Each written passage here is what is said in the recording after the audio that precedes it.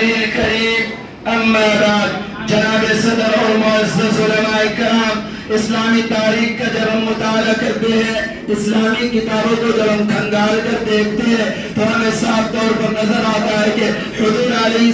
السلام سے لے کر آدم علیہ السلام تک جتنے بھی دور آئے، ہر دور میں حق اور باطل کی آمیزش اور ٹکر رہی ہے۔ یہ ایک نظام اور قدرت کی کرشمہ سازی ہے کہ ہر دور میں حق بے سر و سامانی کے عالم میں آیا اور باطل سرکشی، تکبر، انانیت، غرور، شوکت و حشمت اور طاقت لے کر نمودار ہوا۔ لیکن تاریخ کی ورقتانی سے پتہ چلتا ہے کہ حق کو ہمیشہ اللہ تبارک و تعالیٰ نے غلبہ عطا فرمایا ہے۔ تاریخ کے طالب علموں کو معلوم ہونا چاہیے کہ باطل نمرود کے لباس میں آیا تو حق ابراہیم علیہ السلام کی شکل میں نمودار ہوا، باطل فرعون کی شکل میں آیا تو حق موسیٰ علیہ السلام کی شکل میں ظاہر ہوا، باطل قیصر و کسریٰ کی شکل میں آیا تو حق محمد رسول اللہ صلی اللہ علیہ وسلم کی شکل میں طلوع ہوا، باطل حجاج ابن یوسف کی شکل میں آیا تو حق عبداللہ ابن زبیر رضی اللہ عنہ کی شکل میں آیا، باطل خلیفہ منصور کی شکل لے کر آیا تو حق امام ابو حنیفہ رحمۃ اللہ علیہ کی صورت میں طلوع ہوا۔ اسی طرح ہندوستان میں باطل جلال الدین اکبر کی شکل میں آیا تو حق مجدد الفسانی رحمۃ اللہ علیہ کی شکل میں آیا، باطل فرقہ اثنا عشریہ کی شکل میں آیا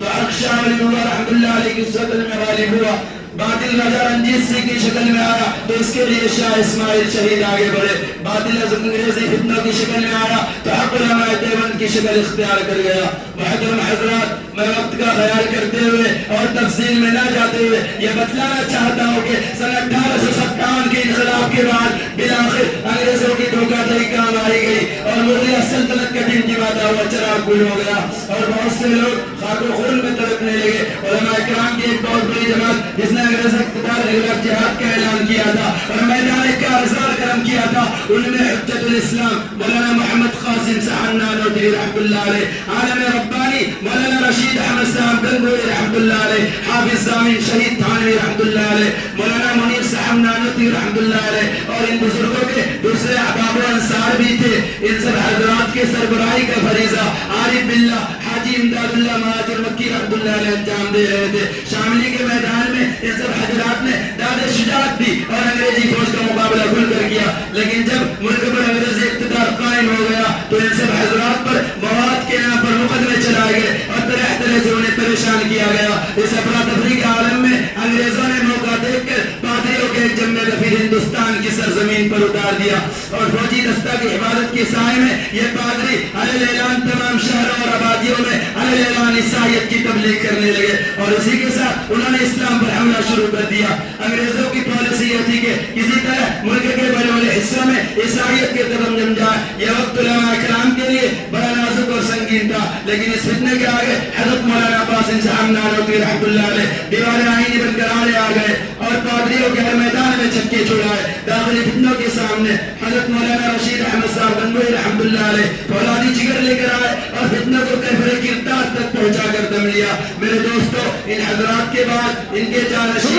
حضرت شیخ الہند رحمۃ اللہ علیہ میدان اول میں آئے اور تحریکی ریشمی رومال چلا کر انگریزی اقتدار کی جڑوں کو مزمحل کر گئے۔ ان کے بعد ان کے جانشین مرد مجاہد حضرت مولانا حسین احمد مدنی رحمۃ اللہ علیہ آئے اور انگریزوں کو ہندوستان سے بھگا کر دم لیا۔ حضرات، یہ وہ کارنامے ہیں کہ جنہیں تاریخ بھی فراموش نہیں کر سکتی۔ اگر یقین نہیں آتا تو جاؤ مالٹا کی تردیدات سے پوچھو شیخ الہند محمود الحسن رحمۃ اللہ علیہ کون تھے، کراچی اور انڈیا کی جیلوں سے پوچھو سید حسین احمد مدنی رحمۃ اللہ علیہ کون تھے، جزیرہ انڈمان اور کالے پانی سے پوچھو جعفر تھانیسری رحمۃ اللہ علیہ کون تھے، میاں والی اور سکر کی جیلوں سے پوچھو سید عطا اللہ شاہ بخاری رحمۃ اللہ علیہ کون تھے،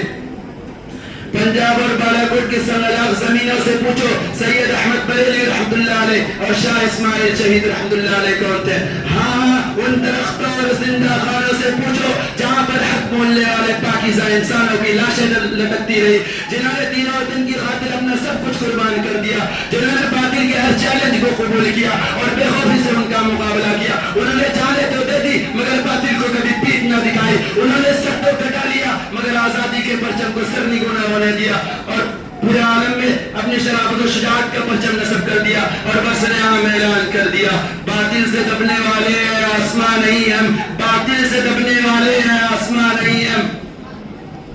باطل باطن سے دبنے والے آسمان نہیں ہے.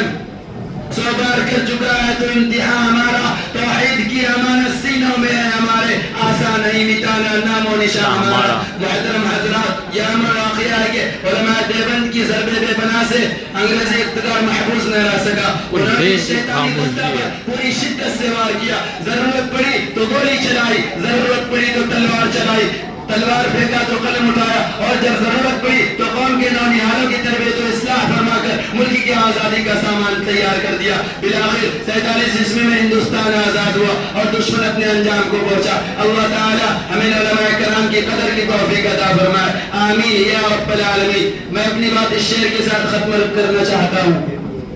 ہمارا خون بھی شامل ہے تزئین گلستاں میں, ہمارا خون بھی شامل ہے تزئین گلستاں میں, ہمیں بھی یاد کر لینا چمن میں جب بہار آئے, وما علینا الا البلاغ.